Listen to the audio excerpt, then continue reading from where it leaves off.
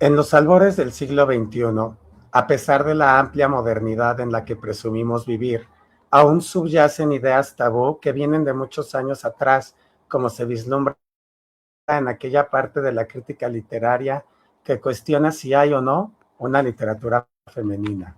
En la historia de la literatura, la mujer ha tenido participación siempre, aunque de forma reducida como autora en un principio, como personaje es ya conocida desde las antiguas obras de teatro griegas. Es aquí un ser siempre de excepción, que sale de convencionalismos y generalmente es depositaria de las acciones nefandas. Recordemos los casos de Medea, Antígona o Electra. ¿Existe o no una literatura femenina? Se puede separar en categorías distintas la literatura producida por personas del género masculino o del género femenino. Este trabajo pretende demostrar la ineficacia de esta división, mostrando la belleza y calidad del relato en ejemplos recientes, donde además se observará la metatextualidad en relación con el tratamiento de la mujer en dos textos escritos por mujeres.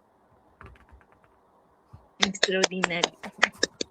Pues así iniciamos y le damos esta cordial bienvenida a nuestro invitado del día de hoy, un invitadazo de lujo que ya nos había acompañado anteriormente en el homenaje virtual que se le hizo a la doctora María Dolores Bravo Arriaga, pero hoy nos va a hablar de toda esta gran labor que él ha realizado también desde su área de trabajo.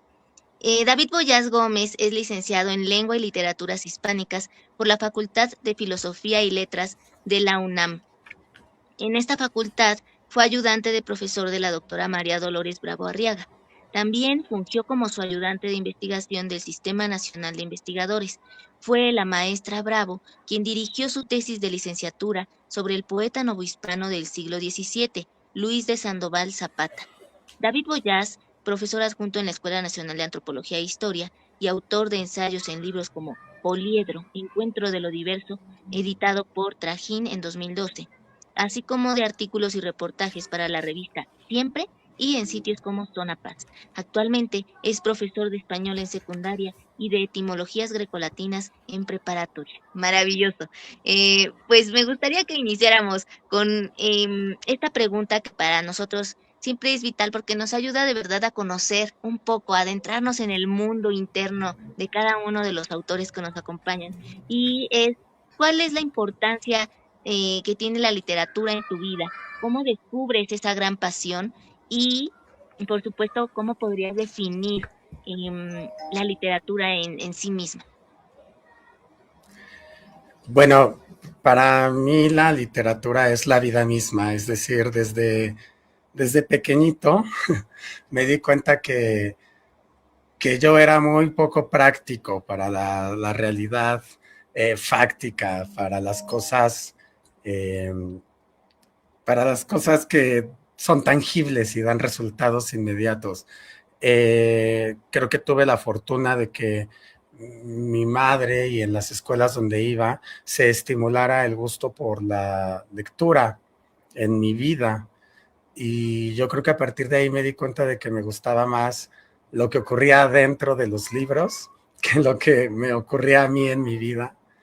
Entonces, para mí la importancia de la literatura es vital. Creo que hay mucha gente que vivimos con una postura, con con un talante literario ante la vida, que vivimos más en el campo de los sueños que en el campo de las realidades eh, tocables, tangibles. Y para mí esa es la importancia de la literatura en mi vida, ¿no? Ahora, entre estos autores que en algún momento te marcaron desde tu infancia, tu adolescencia y ya en la adultez, ¿cuáles podrías nombrarnos y por qué precisamente esas lecturas en específico o algún libro que en verdad te haya cambiado como la visión por completo y que hubiera hecho un antes y un después de David Boyas? Mira, yo recuerdo que de chiquito en la primaria, de los 6 a los 12 años, pues yo leía todo lo que me caía en las manos, ¿no? Eh, Leía enciclopedias, leía todo, manuales, los anuncios comerciales que veía en el coche, en la ciudad, con mis papás, yo todos los leía de principio a fin, y ya en la secundaria tuve una maestra que se llamaba María Chavarri, y ella nos ponía a leer libros que para mí fueron una revelación. Por ejemplo, Las batallas en el desierto de José Emilio Pacheco, que lo leí en primero de secundaria. Fue una revelación muy intensa porque yo no sabía que se podían escribir de esos temas y así, en el modo que Pacheco lo escribe, ¿no? Porque es un libro que trata de el enamoramiento inocente y puro de un niño hacia la mamá de un amigo suyo, pero que los adultos que lo rodean, pues lo ven mal, ¿no? Obviamente. Y a mí eso me impactó. Yo no sabía hasta la secundaria, descubrí que se podían escribir libros que tocaran temas aparentemente no tradicionales o salidos de la moral o de la vida social en curso y que además los trataran de manera tan profunda y tan cotidiana, porque también es un libro que usa un lenguaje sencillo y que remite mucho a la historia de la vida cotidiana de la Ciudad de México. Yo estudiaba en la colonia Roma, mi secundaria estaba en la colonia Roma, y también la escuela y la casa del protagonista de Las batallas en el desierto. Entonces, además encontré esa autorreferencialidad, ¿no? Decía, entonces los libros y los textos que yo leo no solamente pueden tratar de filosofías muy profundas o de fantasías muy reales, que me encantan, ¿no? La literatura fantástica, pero que no era mi cotidianidad inmediata. Y con este autor, con este libro, empecé a ver otras posibilidades en la literatura. Y lo mismo me pasó con una novela muy cortita de Mario Vargas Llosa que se llama Los cachorros, que también está escrita en una clave muy cotidiana, en un lenguaje que recupera los modismos de los muchachos en Perú y que además también trata de la vida de los adolescentes en Lima, y también trata de un tema fuerte, de un tema que tiene que ver con un accidente físico que le pasa al protagonista. Y también ahí yo dije, o sea, wow, se puede escribir con estas palabras, usando este lenguaje, poniendo groserías, hablando de la sexualidad. También existen libros así, ¿no? No todos son la enciclopedia británica que yo leía, ¿no? Eh, y por mencionar otro autor, también te podría hablar de Octavio Paz, porque en mi consumo cultural, que era también mucho a través de televisión, por ejemplo, el Canal 22, los canales culturales, pues todavía en mi infancia Octavio Paz era una presencia universal, estaba en todos los programas, lo mencionaban en todos los documentales, y ya me llamaba la atención porque Octavio Paz era tan respetado, tan seguido, sabía que había ganado el premio Nobel, pero al leer en la secundaria ensayos de él, del laberinto de la soledad, dije, wow, también se puede retomar la cotidianidad, el lenguaje no tan cuidado de los mexicanos y reflexionar sobre esa personalidad que tenemos a partir de palabras como la chingada, ¿no? Que hay un ensayo dedicado a esa expresión en este libro de Octavio Paz. Y se me fue abriendo el mundo literario. Lo empecé a ver más cercano a mí y empecé a verme a mí como más, más eh, con más posibilidades de pertenecer, digamos, a ese mundo literario, de que también se podía hablar de mí, de mi contexto, de mi ciudad, de mi lenguaje, de mis pensamientos, de mis inquietudes, en grandes libros de grandes autores. Ahora hablando de Paz, nos comentas en tu semblanza que tienes publicaciones en Zona Paz, que está también dedicado ese espacio a esta gran figura. Entonces, ¿qué te lleva a participar allí y cuál consideras que es la relevancia de este tipo de sitios web para seguir fomentando el acercarse, el aproximarse a la vida y obra de determinado autor?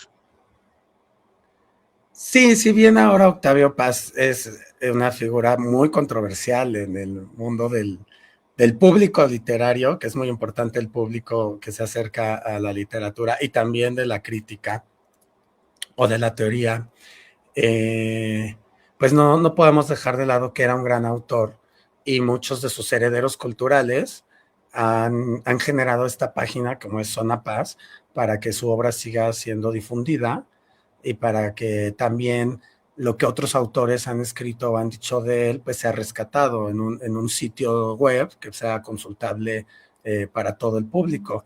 Lo mismo se hace con autores como Borges en Argentina, ¿no? O, bueno, ejemplos hay muchísimos en muchos países.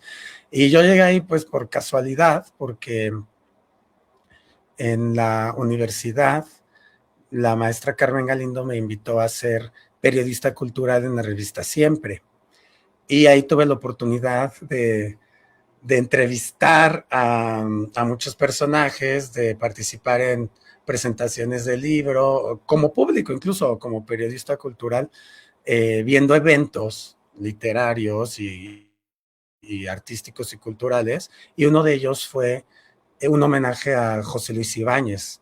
José Luis Ibáñez es un gran maestro, fue un gran maestro de la facultad, que era muy bueno en el teatro, entonces leía muy bonito y entonces los grandes escritores de México, como Octavio Paz, siempre querían que José Luis Ibáñez leyera sus textos en los sucesos culturales y muchas actrices como Silvia Pinal lo han dicho en muchas entrevistas que iban a la Facultad de Filosofía y Letras de la UNAM a buscar a José Luis Ibáñez. Entonces yo hice un, una reseña sobre este homenaje a José Luis Ibáñez, que fue retomada por Zona Paz después, ¿no? Porque ahí hablo de cómo José Luis Ibáñez, pues contó algunos detalles de la vida cultural del México de ese entonces. Por ejemplo, un detalle muy curioso es que Augusto Monterroso, este gran escritor guatemalteco, corregía a todo el mundo, ¿no? Era un purista del lenguaje, un buscador de la perfección gramatical y de redacción. Y José Luis Ibáñez le daba mucha risa que Augusto Monterroso le mandaba correcciones a Octavio Paz, ¿no? Iba y lo escuchaba cómo José Luis Ibáñez leía los poemas de Octavio Paz, y luego le escribía al siguiente día y le decía, esto no es así, esta partícula no va, aquí hay un ripio. Bueno, y a los administradores de Zona Paz yo creo que les dio gracia que yo escribiera eso y que lo dejara por escrito, porque luego son cosas que los escritores comentan y a lo mejor parece que no son grandes elementos de teoría o de crítica literaria, pero es una microhistoria de la crítica literaria, son comentarios que para mí sí valían mucho la pena rescatar, ¿no? En este poder realizar el periodismo cultural y más en este siglo XXI, ¿cuáles son los principales retos que tú encuentras? Y otra anécdota que nos puedas contar con respecto a alguna de las entrevistas que realizaste. Pues bueno, uno de los retos que yo encontré fue el cambio de base tecnológica, porque cuando yo en la universidad hacía esa labor, todavía había muchos medios impresos y empezaban apenas los medios digitales, entonces había más público para esos medios digitales, ¿no? Ahora veo que, y qué bueno, se ha democratizado todo, se ha difundido mucho más el poder escribir o poder publicar en medios tecnológicos, pero siento que revistas de antaño, como en donde yo trabajaba, pues sí perdieron un poquito de difusión o de público, o ya era más difícil para el público de antes meterse a internet y encontrar estas notas. Sin embargo, bueno, yo creo que sí, sí encontramos, sí se encontró en Siempre la manera de pasarlo todo digital, y encontré también pues que al público le gustaba leer estas notas a nivel computadora o teléfono y no tanto comprar la revista en el puesto de periódicos, ¿no? Eso fue un reto, pero no significa que haya sido negativo o que no se haya superado, ¿no? La verdad, al contrario. Sí, de hecho ahora es, claro, más difusión y además se queda más tiempo, ¿no? Porque antes pues tenías que ir a la hemeroteca a ver qué se había escrito hace 10 años en una revista, ¿no?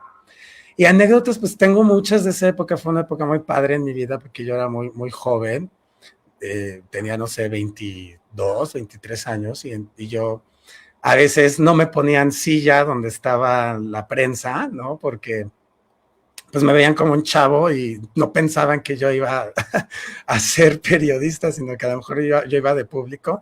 Entonces yo tenía que pues, ya sacar la credencial y decir, no, yo vengo como de periodista cultural y yo tomaba mis notas a mano, no me acuerdo, ¿no? Y las llevaba a mi casa y hacía la nota y la mandaba por correo a mi maestra Carmen Galindo. Una de las anécdotas que les puedo contar, que para mí fue muy interesante presenciar ese momento, fue un homenaje que se hizo a los recuerdos del porvenir y a Elena Garro en Bellas Artes, en la sala Manuel M. Ponce. Y estaba, pues estaba todo el mundo cultural de México. Yo soy gran fan de la literatura de Elena Garro, entonces para mí que me mandaran a cubrir esa nota fue, o sea, mi mandado a hacer, ¿no? Y cuando estaba ahí, eh, va llegando en silla de ruedas, empujada por su primo, Elena Paz Garro. Elena Paz Garro, pues la única hija que tuvieron Octavio Paz y Elena Garro, que también se dedicó a la literatura.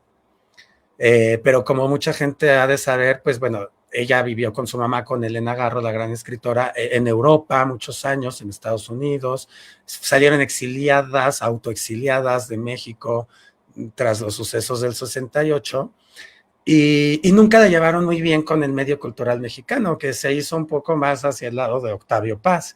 Y Octavio Paz, pues también ejercía un poder cultural, ¿no? Carlos Monsiváis decía en México, la cultura descansa en paz, ¿no? Refiriéndose a que descansaba en la figura de Octavio Paz, ¿no? Si era una figura, además de gran escritor, pues ejercía el poder en el medio literario. Entonces, Elena Garro y su hija Elena Paz Garro, pues nos eran más lejanos, más desconocidos, sobre todo Elena Paz. Entonces, verla llegar a Bellas Artes, eh, a la mitad de la presentación de los ponentes en la mesa, en el presidium, fue muy importante para los que estábamos ahí, fue impactante porque además, pues las autoridades culturales habían olvidado invitarla. Te digo, yo creo que por esto, de que ella tal vez, pues no tenía mucha presencia en México, ya vivía en Cuernavaca, donde también murió Elena Garro en el 98, el mismo año que Octavio Paz, por cierto, pero como que no era una figura que estuviera en el candelero. Entonces yo creo que fue pues a todos nos pasa, ¿no? Un descuido de las autoridades culturales, de la coordinación de literatura, de Limba.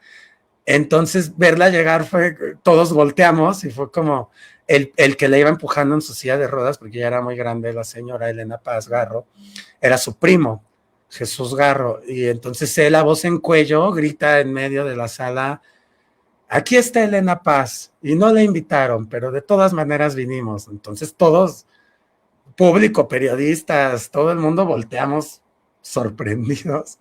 Y yo recuerdo que dije, ándale, este es un chisme que, un chisme cultural que sí me va a gustar escribir en la nota que le mandé al rato a mi maestra Carmen Galindo, ¿no? Ahí se hicieron un poquito de palabras. Recuerdo que un señor atrás de mí dijo, pues si no le gusta, váyase, ¿no? Le dijo al señor, ¿no? Que empezó a gritar, aquí está Elena Paz.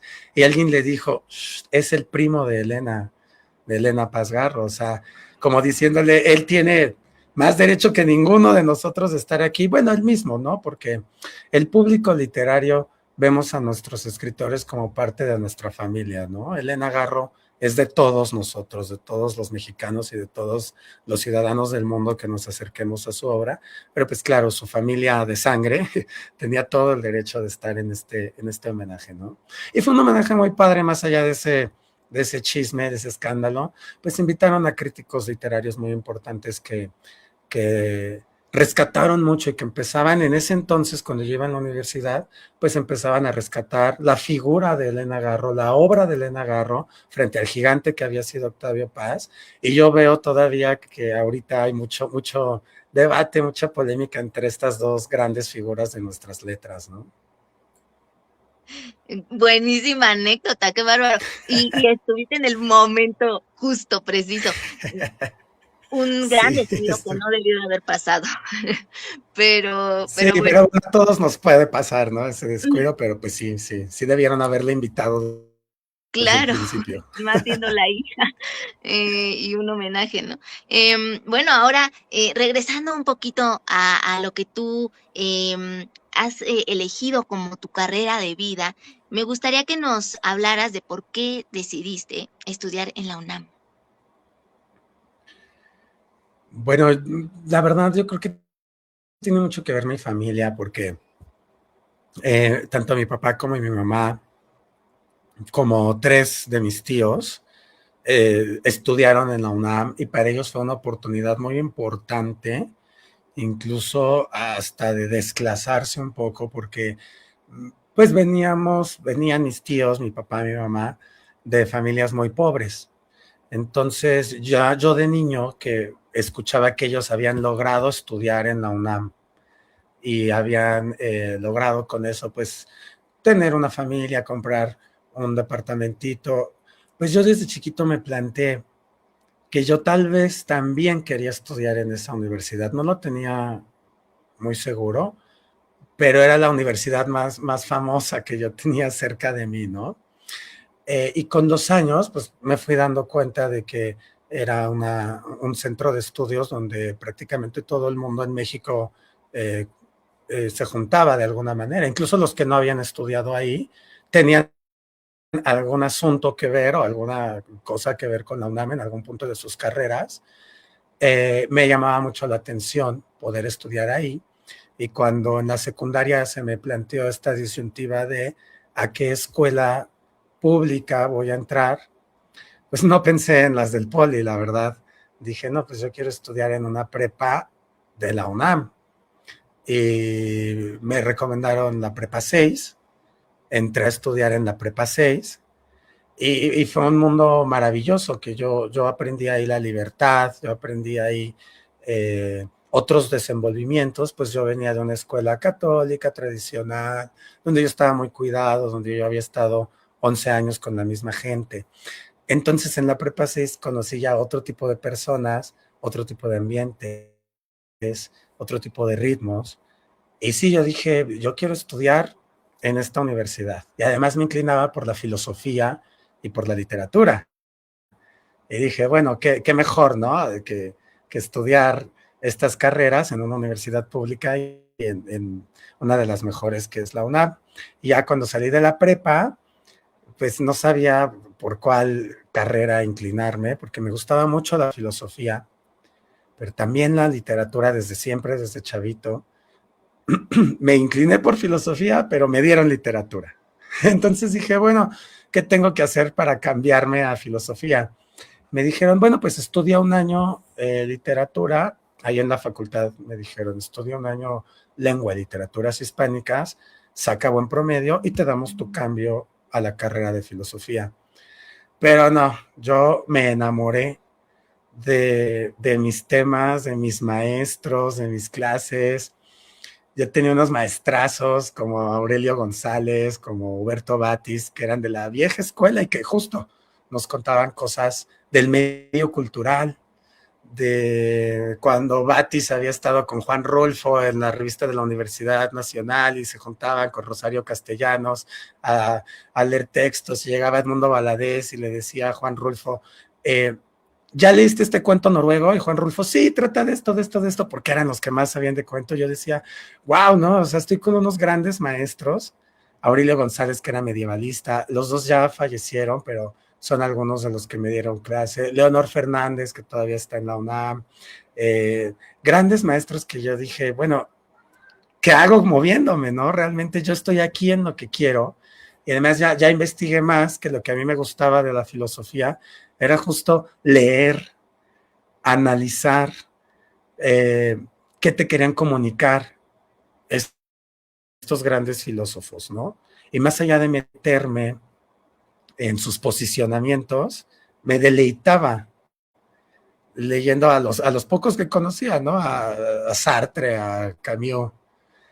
Y dije, no, lo que a mí me gusta es la literatura. Lo que yo disfruto es cómo usa la retórica Sartre, ¿no? Como, o Camus, que es conocido como filósofo, pero todos también sabemos que es un gran narrador, que tiene este libro del extranjero, por ejemplo, que yo leí en la prepa, entonces decía, no, no, a mí lo que me gusta es disfrutar de la literatura, apasionarme con la literatura, ver cómo se tocan temas que no son tan comunes. Yo me quedo aquí, yo me quedo en lengua y literaturas hispánicas, y pues de eso me gradué.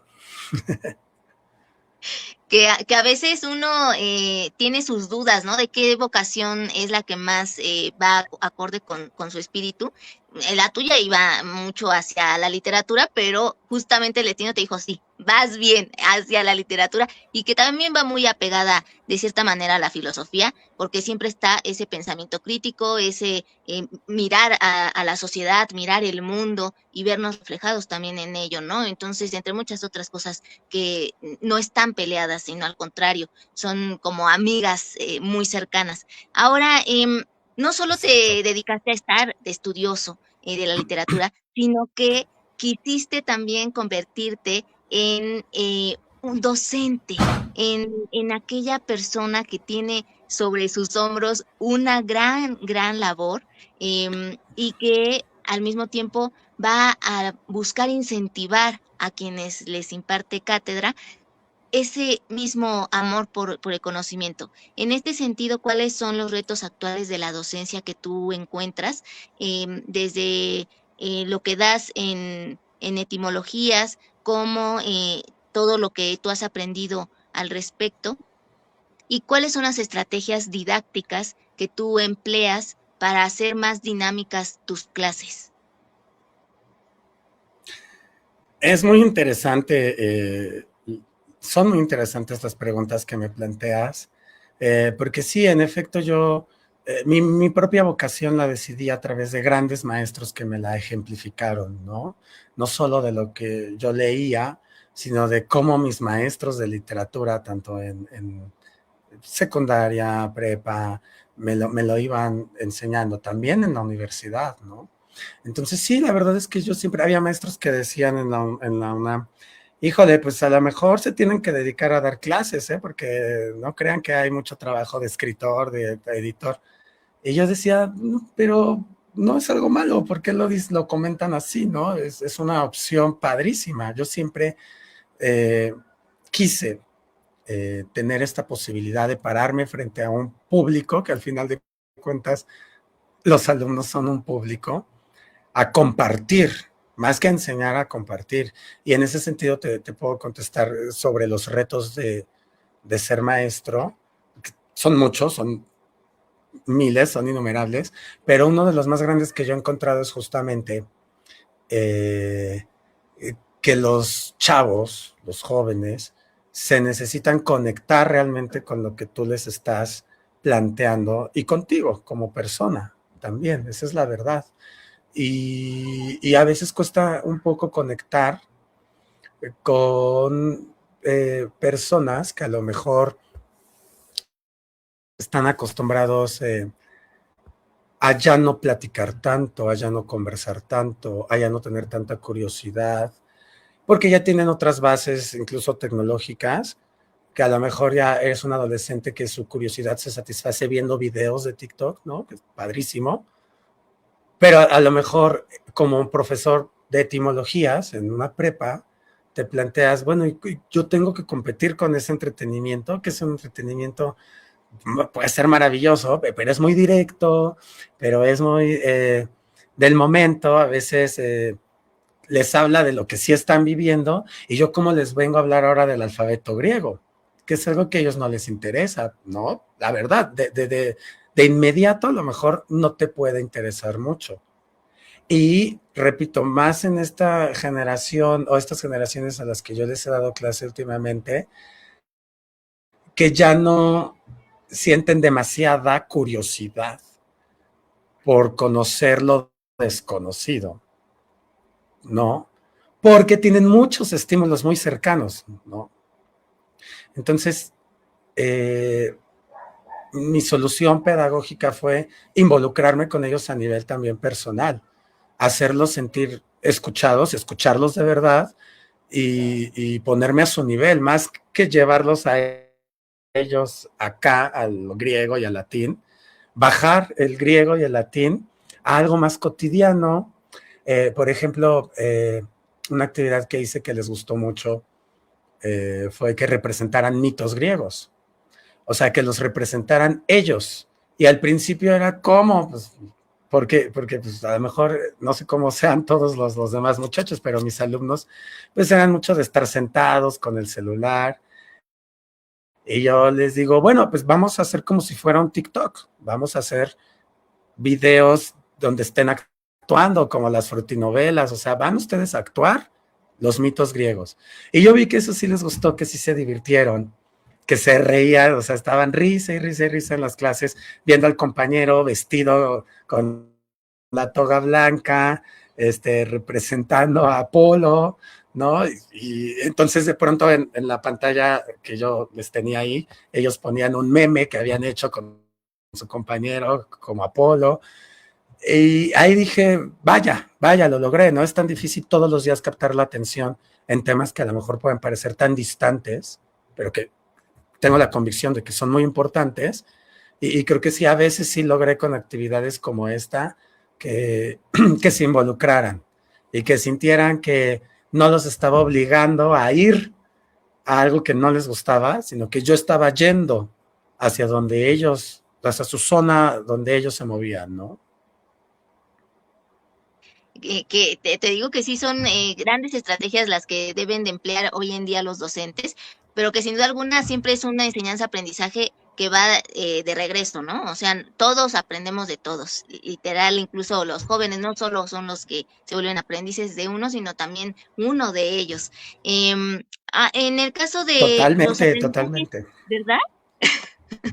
Sí, y Sí, aparte que te dejan que tú te tengas que estar actualizando, porque no es como que ya voy y doy la clase y ya no. Tienes que buscar los nuevos métodos, nuevas maneras y como bien dices, hacer uso de lo que ellos tienen en su cotidianidad para que también se involucren ahora sí en esa materia que les estás impartiendo y que a lo mejor alguno de ellos también se interesa en el estudio de la literatura hispánica o alguno otro relacionado, o hasta encuentran su potencial en el teatro, ¿no? En literatura dramática y claro, teatro.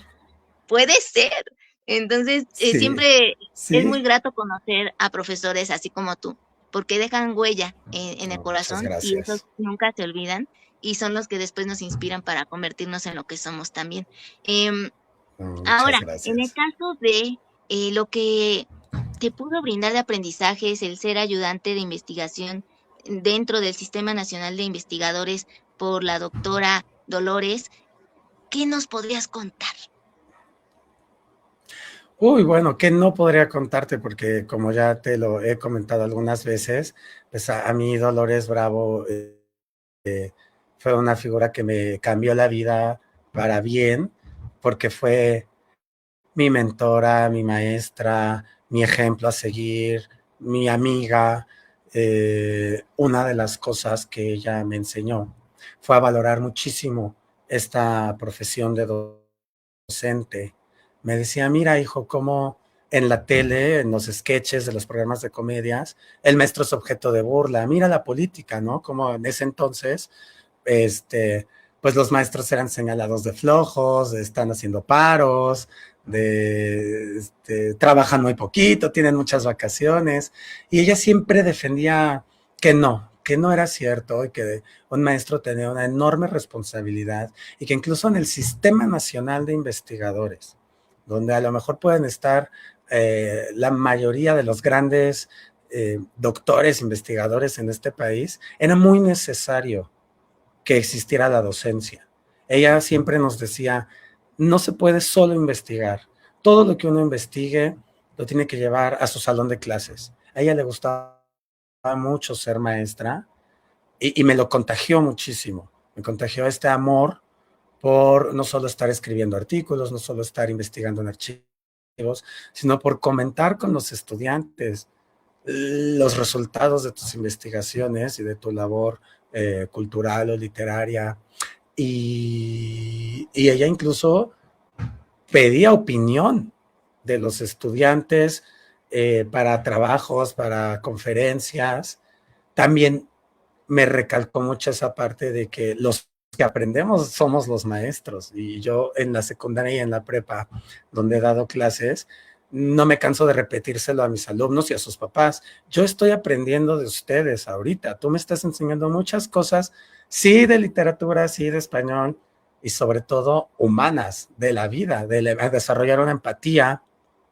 Recuerdo una vez que, por ejemplo, entró una compañera, estábamos en clase de literatura novohispana con María Dolores Bravo Arriaga, y entró una compañera con un bebé en los brazos, y alguien de atrás se quejó, dijo como, ay no, un bebé va a llorar, y en cuanto lloró, pues dos, tres personas se quejaron, y Dolores estaba hablando, yo estaba explicando algo de Sor Juana, y volteó y dijo, ay, traes un bebé, y fue, él lo cargó, se lo puso en el regazo, le dijo, ay, qué hermoso eres.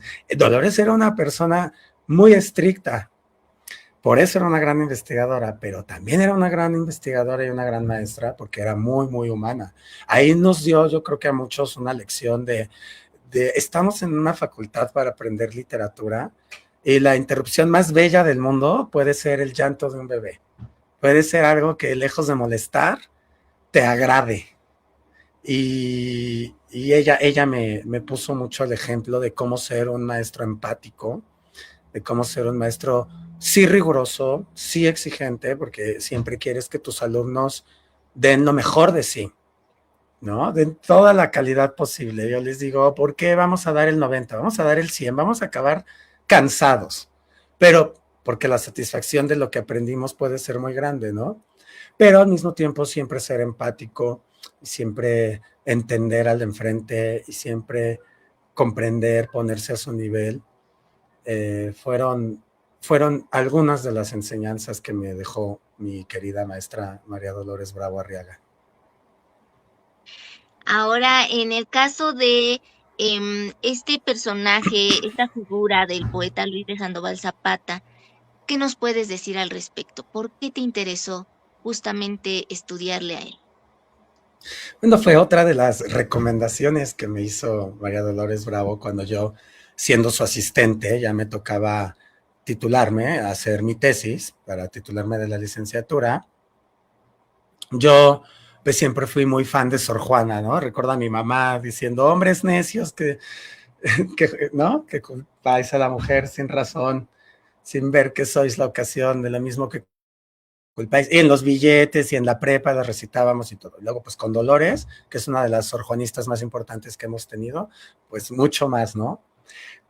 Pero una cosa que también me enseñó Dolores Bravo es que la cultura tiende hilos y flechas hacia muchas direcciones, que no puede ser uno monotemático, que no podemos ser especialistas nada más en el dedo gordo del pie, así decía ella también, ¿no? Que había que ver todo el cuerpo completo también, aunque no fueras especialista de todo. Entonces, al momento de elegir el tema, yo voy con ella y le digo, maestra, pues yo quiero hacer mi tesis con usted, que usted me la dirija, y obviamente la quiero hacer del tema novohispano, que es mi época favorita de nuestras letras, porque son 300 años, porque son muchos estilos muy diferentes, muchas posibilidades muy distintas en 300 años, ¿no? Pero le digo, pero no quiero el tema de Sor Juana, porque yo sé que a Sor Juana Inés de la Cruz la voy a estudiar toda mi vida. Entonces quiero estudiar a otro autor, para que yo vaya dirigiéndome hacia varias partes y no nada más en el tema de la monja, que es de mis escritoras también favoritas, ¿no? Y ella me presentó a Luis de Sandoval, sí, totalmente. Y ella me presentó a Luis de Sandoval Zapata, me dijo, mira, hijo, este es un gran poeta que es contemporáneo de la Jerónima, pero que a lo mejor justo por eso, por la gran luz que representa Sor Juana, a lo mejor ha quedado ahí un poquito en la oscuridad. No es que no haya sido estudiado, sí ha sido estudiado, pero menos. Es de los autores que no son tan estudiados de esa época, son mucho más estudiados Carlos de Sigüenza y Góngora, los del siglo XVI, los cronistas, los filósofos del 18, Fray Servando, y la misma Sor Juana, otros poetas, ¿no? Pero Luis de Sandoval Zapata no tanto. Entonces me dio un texto que es la relación fúnebre a la infeliz y trágica muerte de los hermanos Ávila, que es un poema tremendista, es un poema violento, es un romance, o sea, está escrito en forma de romance, aquí lo tengo un poco, y a mí me llamó mucho la atención porque es muy violento. Retrata un suceso histórico que fue un intento de independencia muy temprano, porque son hechos que ocurren en 1566, cuando uno de los hijos de Hernán Cortés, Martín Cortés, no tenía dos hijos Martín Cortés, ¿no? Pero Martín Cortés, el criollo, encabeza una rebelión en contra del gobierno virreinal y junta en esta conspiración a algunos de los caballeros más nobles de la época, entre los cuales estaban los hermanos Ávila. Y cuando esta conspiración se descubre, pues Alonso y Gil, así se llamaban los hermanos Ávila, pues son atrapados por la autoridad y son degollados en el centro de la Ciudad de México. Todavía está la placa junto al Templo Mayor que dice: aquí fueron degollados los hermanos Ávila, de una manera muy violenta, porque además una de las hachas con las que el verdugo tenía que cortarle la cabeza a uno de los hermanos Ávila no estaba bien afilada. Entonces las crónicas históricas nos dicen que fue un suceso muy sangriento, un escándalo para la sociedad, la incipiente sociedad novohispana de ese entonces, porque pues no tenía ni 50 años que habían llegado los españoles aquí. Era una ciudad española en formación, de mayoría indígena, y sus cabezas fueron colgadas, ya sabes, para exhibirlas, y sus casas fueron tiradas y la tierra regada con sal. Y esto nos lo cuenta Luis de Sandoval Zapata en su romance casi 100 años después, porque estoy diciendo que Luis de Sandoval ya es del siglo XVII, ¿no?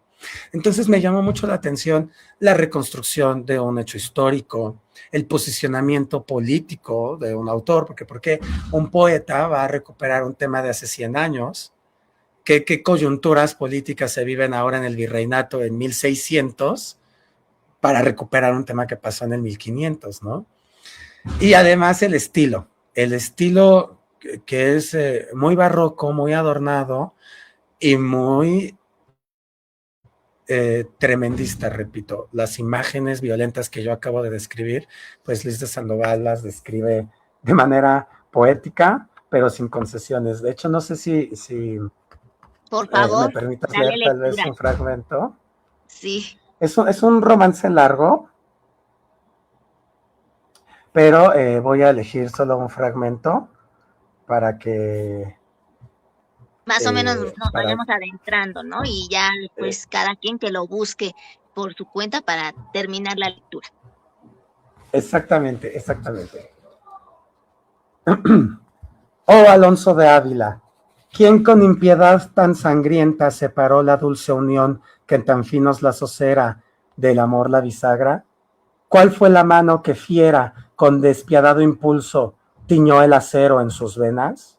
¿Cuál fue el leve tirano que con villana fiereza salpicó el cuchillo limpio con tiernas púrpuras muertas? ¿Cuál fue?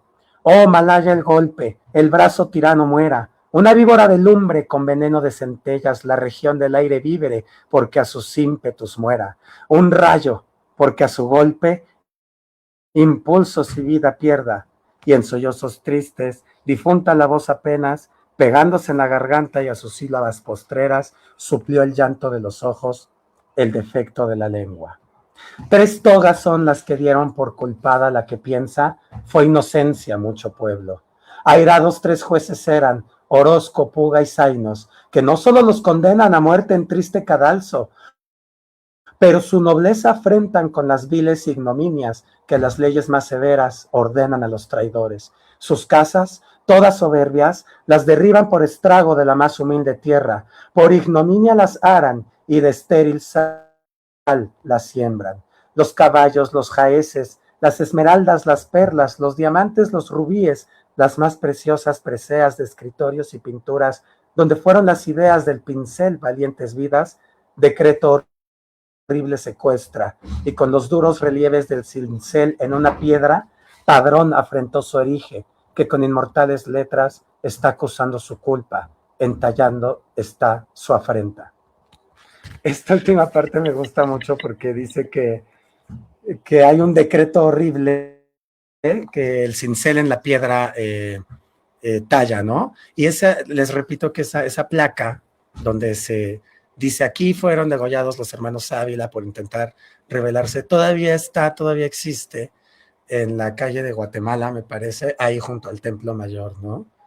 Entonces es un poema histórico, es un poema político, es un poema sangriento. Y es solo uno de los de los poemas que escribió Luis de Sandoval. Contamos todavía con 29 sonetos que él escribió, que son de otro tipo de temas, ya no tan sangrientos a lo mejor. Y otros textos que él también escribió. Algunos no llegaron a nuestra época. Era dramaturgo, pero sus obras de teatro algunas fueron recogidas por la Inquisición, por ejemplo, porque tocaba el tema de la magia, Era un autor sui generis, era un autor que a lo mejor se salía un poco del canon, porque tampoco era un autor que pertenecía a una orden religiosa, que sabemos que en ese entonces pertenecer a una orden religiosa facilitaba el camino de las letras, ¿no? Era a lo que se dedicaban los conventos, ¿no? Desde la Edad Media, orare et laborare, a los libros y todo. Y no, Luis de Sandoval no era religioso, había estudiado en San Ildefonso, o sea que su escuela todavía existe también, pero él más bien era un poeta, un escritor, pues fuera del canon, a lo mejor, ¿no? Por eso igual en vida publicó muy poco. Este poema o este fragmento que les acabo de leer no fue publicado en vida. Sí se piensa, estamos casi seguros que sí circuló manuscrito en su época, porque varios otros autores lo mencionan, como Carlos de Sigüenza y Góngora, pero más bien eso, se encontró el manuscrito varios siglos después y se conoce ahora pues ese y otros textos que a lo mejor en vida del autor no pudieron ser publicados, ¿no? Y que también la Santa Inquisición se libró, yo creo, muchas veces de la misma en cuanto a su persona, ¿no? No su obra, pero sí su persona. Ahora, ya casi para Vaya que ir sí. terminando, David, pero todavía no del todo. ¿Qué representa para ti el ensayo? Ya nos hablaste un poco de la poesía, ahora vámonos a dar ese salto al ensayo. A mí me gusta mucho el ensayo porque es un género híbrido. A mí me gustan mucho las cosas que rompen límites, que se atreven a plantear el otro lado, que se atreven a cuestionar los cánones. Y me parece que el ensayo es el género híbrido por excelencia, porque puede ser muy riguroso, puede referirse a una realidad muy comprobable, pero también tiene esas alas literarias, se puede recrear y regocijar en el lenguaje, y como les comentaba, pues al haber visto a Octavio Paz desde niño y a muchos otros ensayistas, empecé a admirar esta capacidad de poner lo literario en lo que aparentemente no debía serlo o podía no serlo tanto, ¿no? Entonces yo también tuve la oportunidad de, de estudiar y de hacer mis propios escritos en este género. Para mí fue una muy buena motivación que en la universidad la maestra Eugenia Revueltas, que yo admiro, admiro muchísimo, ella ya no está con nosotros, pero dejó una gran huella en todos los que fuimos sus alumnos durante más de 50 años en la Facultad de Filosofía y Letras. Ella hizo un concurso de ensayo, y lo cual a los alumnos suyos que queríamos participar nos obligó a hacer investigación rigurosa, a leer muchas fuentes, a leer muchos textos, y, y hubo 3 ganadores y una mención honorífica de ese concurso, y el premio era ser publicados aquí en este libro que tengo en la mano. Y yo fui la mención honorífica, ¿no? Mis otros 3 compañeros fueron los ganadores y yo fui la mención honorífica, y pues me sentí muy agradecido, sentí un voto de confianza de parte de la doctora Revueltas y del jurado que evaluó los textos, y dije, wow, o sea, se puede escribir un ensayo, se puede escribir bien un ensayo, y el fragmento que les leí al principio, pues fue parte de ese ensayo que me publicó la doctora Revueltas en este libro, que tiene que ver con la literatura femenina. En ese entonces, vuelvo a lo mismo, me llaman la atención los paradigmas y cómo se rompen, y entonces yo le puse este ensayo, Elena Garro y Ana Clavel, romper el paradigma de la literatura femenina, porque pues todavía no estaba esta nueva ola del feminismo, pero ya estaban estas ideas, obviamente, y la doctora Revueltas nos llegó en una clase a plantear, ¿no?, estas dudas sobre si había literatura femenina o no, qué era esa literatura femenina, qué entendemos por literatura femenina, los personajes femeninos o autoras femeninas. Nos decía, Madame Bovary está escrita por un hombre, pero atiende la psicología de un personaje femenino. Entonces, ¿qué es la literatura femenina? Y yo por esa motivación, pues me puse a investigar muchísimo el feminismo y la literatura. Me puse a investigar a Mary Wollstonecraft, que es la mamá de Mary Shelley, la autora de Frankenstein, pero ella era una feminista de la Inglaterra del siglo XVIII muy importante, ¿no? Por eso también Mary Shelley, su hija, pues tuvo una vida tan sui generis, ¿no? Tan diferente y tan valiente y tan arriesgada. Me puse a investigar a otras autoras, ¿no?, que hablaban de la ginocrítica, y pues elegí a Elena Garro en un libro que se llama Testimonios sobre Mariana, que es precioso ese libro, ojalá lo puedan leer, para analizar cómo escribe una mujer en voz femenina y en voz masculina, porque en Testimonios sobre Mariana, que repito es una gran novela, está dividida en 3 partes, en una habla un hombre, en otra habla una mujer, y en la otra habla otra mujer, ¿no? Entonces me llamaba la atención Elena Garro, siendo ella mujer, cómo escribía cuando le tocaba que hablara un personaje femenino y cómo era cuando hablaba un personaje masculino. Me dio mucho gusto, no les quiero arruinar la lectura por si lo van a leer, pero me dio mucho gusto ver cómo la parte donde se supone que está hablando una voz masculina, no se supone, está hablando una voz masculina, realmente hay un cariz muy sensible y una profundidad psicológica muy tierna incluso. Me llamó la atención la ternura que ponía en labios de este hombre, Elena Garro. Me llamaba la atención justo para justificar mi idea, que creo que es una idea que muchos tenemos, de que no hay una línea que divida el tipo de literatura que hacen las mujeres de los hombres, a menos que sea voluntaria. Es decir, a lo mejor las mujeres o los hombres a veces quieren agarrar ciertos temas o ciertos modos para escribir su literatura, pero que no son limitantes. Porque sí, antes se decía mucho que no, pues la mujer que va a escribir y el hombre va a escribir otras cosas. Y no, hay, este, hay tragedias escritas por hombres y por mujeres, y hay novelas caballerescas escritas por hombres y por mujeres, y hay libros de amor escritos por hombres y por mujeres, y hay poemas amorosos escritos por hombres y por mujeres, y pues ya para mí era hora de ya ir rompiendo con estos paradigmas, y pues le agradezco mucho también a la doctora Revueltas por haberme publicado en este libro, ¿no? ¿Te parece bien si ya para despedirnos nos compartes otro fragmento del ensayo que ya nos diste lectura un poco al inicio? Y también, ¿qué mensaje le dejarías a las nuevas generaciones? Muy bien, claro que sí, ahorita les leo un fragmento. Pues yo creo que a las nuevas generaciones les diría que no teman explorar sus gustos, sus pasiones, sus inclinaciones, y que a lo mejor en esa exploración se dan cuenta de que les pueden gustar actividades que a lo mejor no son las más tradicionales, las más esperadas, o las que la sociedad más reconoce, porque yo escuchaba mucho que este tipo de carreras te ibas a morir de hambre o, o que no ibas a salir adelante económicamente hablando.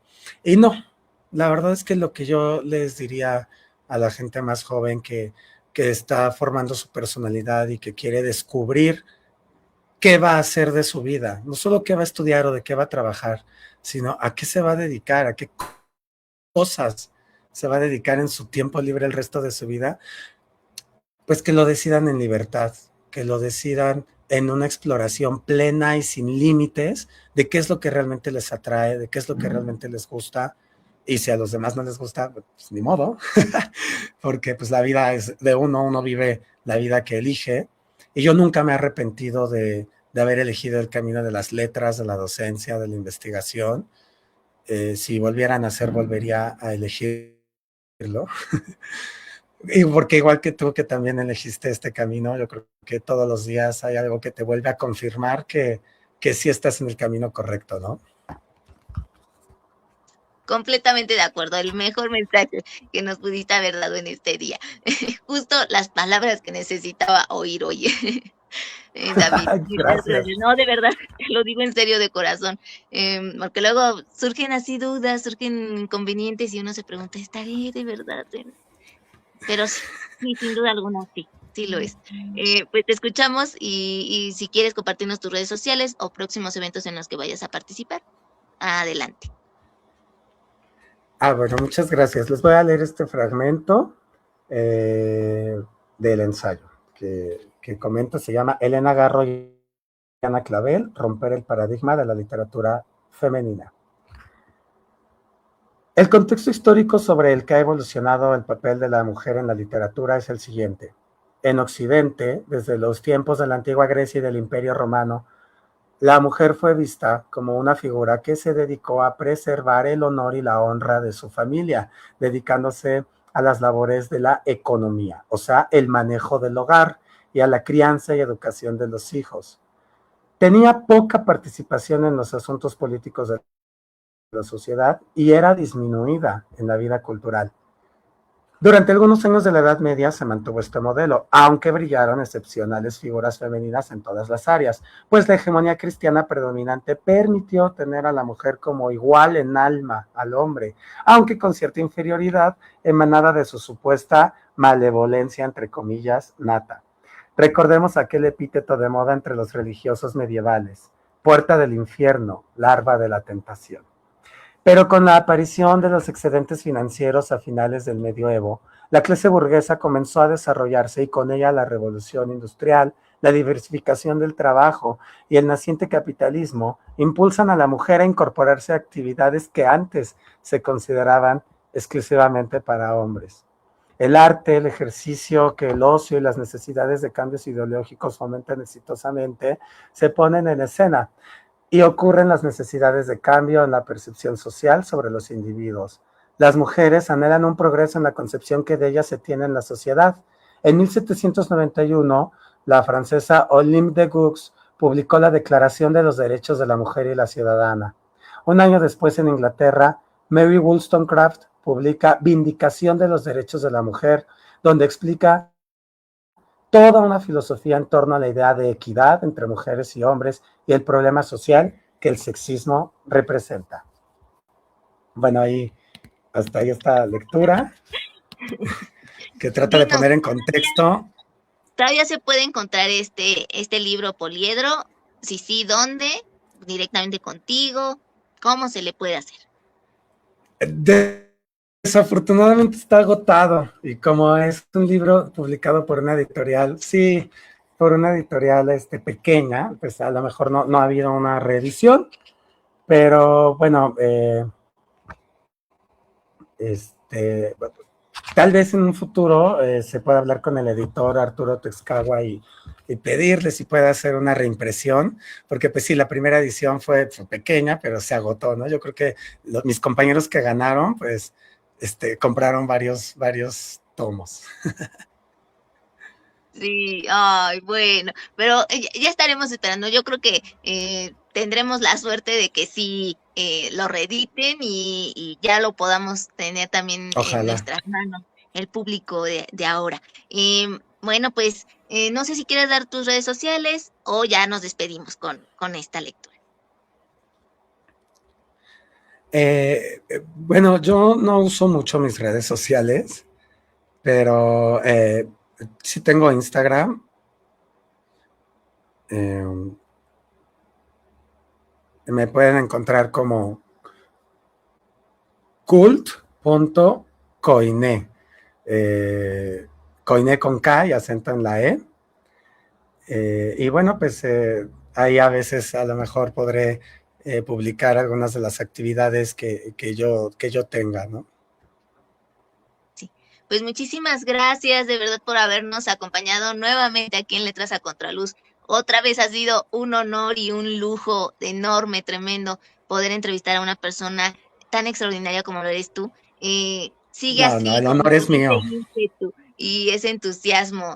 No solo enseñas a tus alumnos, sino hoy nos has enseñado mucho a nosotros y te lo agradecemos de todo corazón infinitamente. Te enviamos infinitas bendiciones y No, muchísimo muchas, éxito. muchas gracias, Ana Berta, por estar contigo. Me encanta platicar contigo y pues sí, a quienes nos escuchan. También le agradecemos a quienes hayan visto este video en vivo, a quienes lo vean en diferido por su fina atención y su tiempo. Un fuerte abrazo y hasta la próxima.